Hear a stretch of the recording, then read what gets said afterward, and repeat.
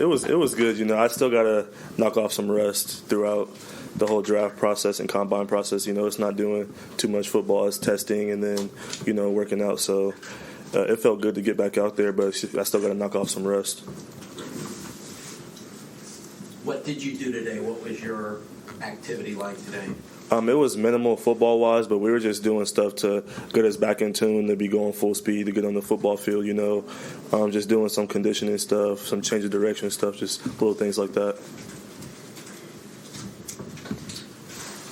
When you were in college, I mean, looking over your stats in college, you touched the ball a lot. Yeah. Have you ever worked within a running back by committee before where there was a 1-2 punch? Nah, not really. I'm kind of, like, excited for it, you know. Having a big load like that takes a toll on your body, so, you know, it's going to be cool to have another counterpart, one or two counterparts to, you know, take that load off and kind of share the reps with. So, you know, it's going to be different, but I'm willing to do it. It's going to be fun to be flexible and do that. Have you talked at all to Mike Carter? Yeah. So what was that, the first couple interactions? He was excited, you know. He texted me as soon as my name got called and just told me if I had any questions to hit him up. And I've had a few conversations with him. Quentin Williams, me and him are in the same agency, so he texted me as well. So I'm already feeling the love. I met DJ Reed today. He came in the locker room and said what's up to some of the guys too. So it was good. Does that, I'm talking to Mike Carter, does that take some of the maybe awkwardness away? Because you know, like you might be taking some carries from him, yeah. And vice versa. You know, just to kind of get off on the right foot together.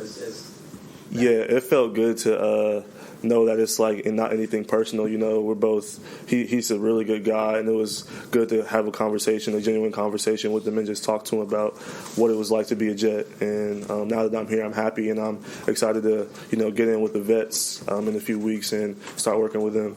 What do you know about this offense at this point? You know, a week after being drafted. It's very running back friendly, and I know that we have a really big role, an expanded role. So right now, I'm just trying to learn and hone everything in, and like I said, knock the rust off so I can get in there with those vets and be on point. One of the things the Jets like about you is your ability as a blocker and your enthusiasm. So just what is your approach when you're blocking, and what do you think? How can that change a game, especially at the next level? Really just to, at the end of the day, it's just doing your 111th. That's one thing I was always preached in high school and college, just doing your 111th, you're doing your job just to the best of your ability. So at that point, I'm just taking pride in protecting the quarterback or blocking for a receiver who has the ball or whatever the case may be. So I'm just doing my 111th on the field. When you look at this offense, because you mentioned how it's very running back friendly, it's that zone blocking scheme that Shanahan way back when made popular, and then Kyle's obviously done it now, and now Mike's doing it. Yeah. When you look at a lot of your draft profiles and things like that, it mentioned before you even came here how great of a fit you would be in that blocking scheme. Mm-hmm. So what about it do you think tailors to your skill set? I just like zone blocking because in a way you could dictate the defense and hit it where you want. So I'm real comfortable running in that, but I feel like I could fit any scheme.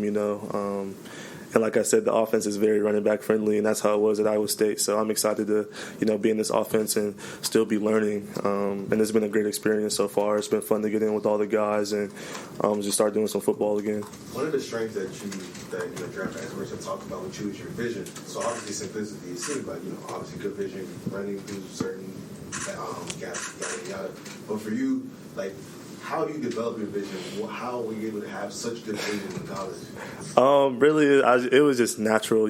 My coaches always preach to me if I do the little things right, then my natural ability will take over. So for me, it's just making sure I'm pressing the right aiming points, got the right footwork, and those little things. So right now, like I said, I'm still learning the offense, and I'm trying to, get better just with route running and still my pass blocking. So it's going to be fun to get that constructive criticism from the coaches and keep learning and getting better.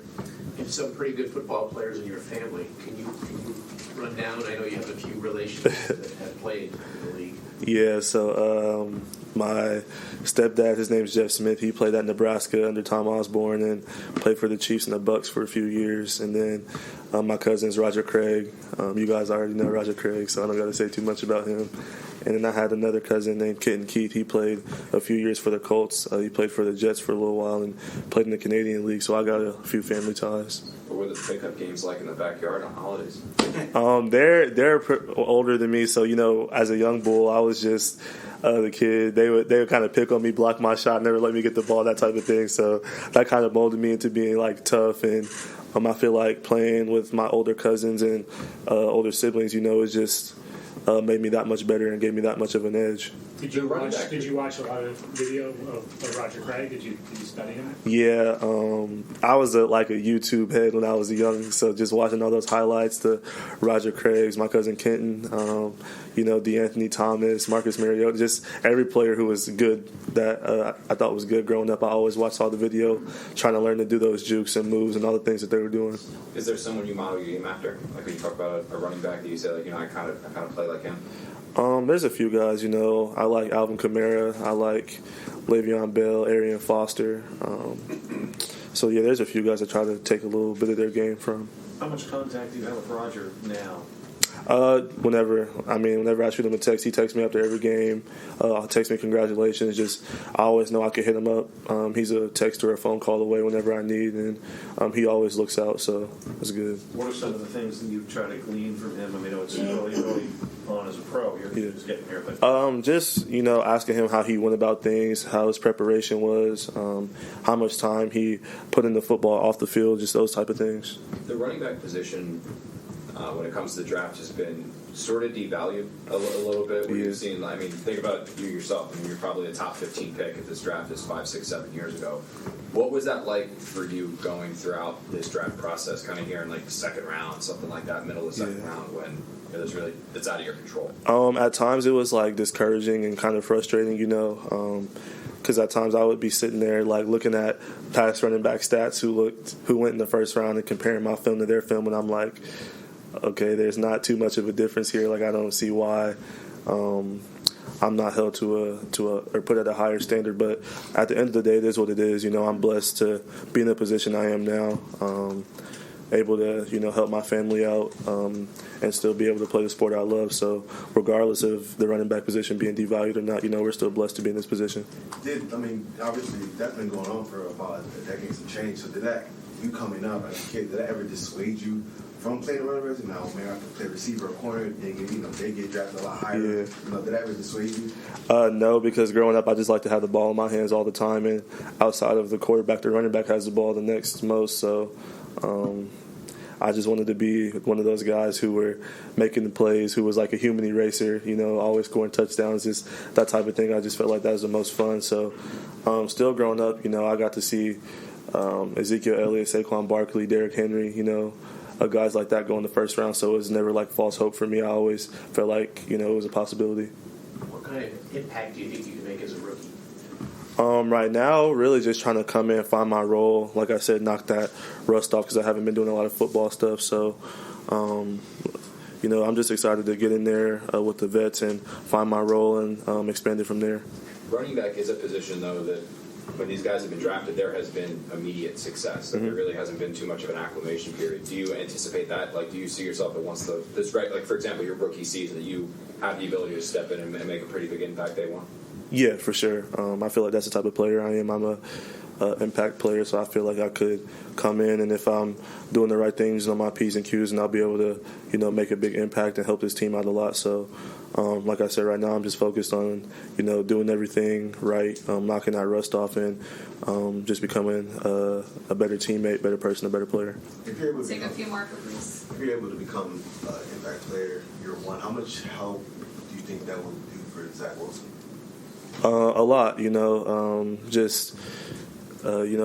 was a rookie last year, and he didn't always have the best situations. He was held to a really high standard from day one, and I felt like at times for him it probably could have been discouraging and things like that because, as a rookie quarterback, they probably expect you to play like a 10-year pro, and it's not always like that. So, I'm just excited to come in and kind of help take some of that pressure off of him as much as I can.